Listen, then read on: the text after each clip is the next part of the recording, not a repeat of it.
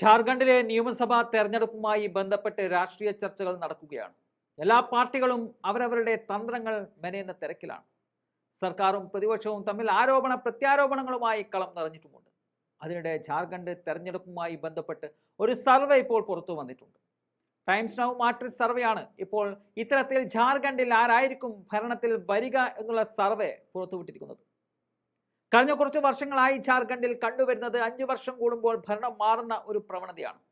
ഇപ്പോഴത്തെ സാഹചര്യത്തിൽ ഭരണത്തിലിരിക്കുന്ന ഹേമന്ത് സോറൻ ഒരുപാട് വെല്ലുവിളികളെ അതിജീവിക്കേണ്ടതുണ്ട്. അഴിമതി ആരോപണത്തിൽ ജയിലിൽ അടക്കപ്പെട്ടതും മുൻ മുഖ്യമന്ത്രി ചെമ്പൈ സോറന്റെ പിന്മാറ്റവും ഇതൊക്കെ എങ്ങനെ തെരഞ്ഞെടുപ്പിനെ സ്വാധീനിക്കുമെന്നതാണ് ടൈംസ് മാട്രിക്സ് പരിശോധിച്ചത്. സർവേയിൽ ഭരണകക്ഷിയായ ജാർഖണ്ഡ് മുക്തി മോർച്ചയും പ്രതിപക്ഷമായ BJPയും തമ്മിൽ സംസ്ഥാനത്ത് കടുത്ത മത്സരം ഉണ്ടായേക്കുമെന്നാണ് പറയുന്നത്.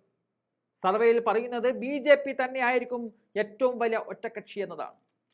BJPക്ക് മാട്രിക്സ് നൽകുന്ന സീറ്റുകൾ 38 സീറ്റുകളാണ്. സോറന്റെ പാർട്ടിയായ JMMന് 24 സീറ്റുകൾ ലഭിക്കുമെന്ന് പറയുമ്പോൾ സഖ്യകക്ഷിയായ കോൺഗ്രസിന് 12 സീറ്റുകളാണ് ലഭിക്കുന്നത്. ഓൾ ജാർഖണ്ഡ് സ്റ്റുഡൻസ് യൂണിയൻ ഉൾപ്പെടെയുള്ള മറ്റുള്ളവർക്ക് ഏതാണ്ട് 3 മുതൽ 13 സീറ്റുകൾ വരെ സർവേ പറയുന്നുണ്ട്. വോട്ട് ഷെയർ നോക്കുമ്പോൾ BJPക്ക് 41.2% വോട്ട് ലഭിക്കുമെന്ന് സർവേ പറയുമ്പോൾ സംസ്ഥാനം ഭരിക്കുന്ന JMMന് 18.2% വോട്ടും കോൺഗ്രസിന് 12.2% വോട്ടും AJSUPക്ക് 9.2% വോട്ടും ലഭിക്കും. മറ്റുള്ളവർക്ക് 19.2% വോട്ട് ലഭിച്ചേക്കുമെന്നും പറയപ്പെടുന്നുണ്ട്. ആകെ 81 സീറ്റുകളാണ് ജാർഖണ്ഡിലുള്ളത്. 42 സീറ്റുകളാണ് ഭരണത്തിലെത്താൻ വേണ്ടത്. ഇപ്പോഴത്തെ മാട്രിക്സ് സർവേ പ്രകാരം 2 മുന്നണികൾക്കും സാധ്യതയുണ്ട്. All Jharkhand students union, NCP, RJD, CPM, liberation തുടങ്ങിയവരൊക്കെ എന്ത് നിലപാടെടുക്കും അതനുസരിച്ചാവും ഭരണം ആർക്ക് എന്ന് തീരുമാനിക്കുക.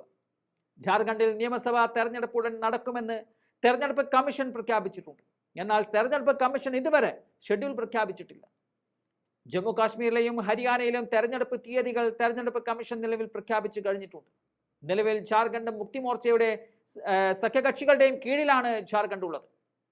ഹേമന്ത് സോറിനെതിരായ നീക്കം BJPക്ക് തിരിച്ചടിയാകുമെന്നുള്ള ആത്മവിശ്വാസത്തിലാണ് ഇന്ത്യ സഖ്യമുള്ളത്.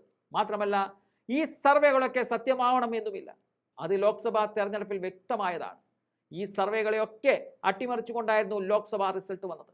അതുകൊണ്ട് തന്നെ സർവേകളെ കൂടുതൽ വിശ്വാസത്തിലെടുക്കുന്നതും ശരിയല്ല.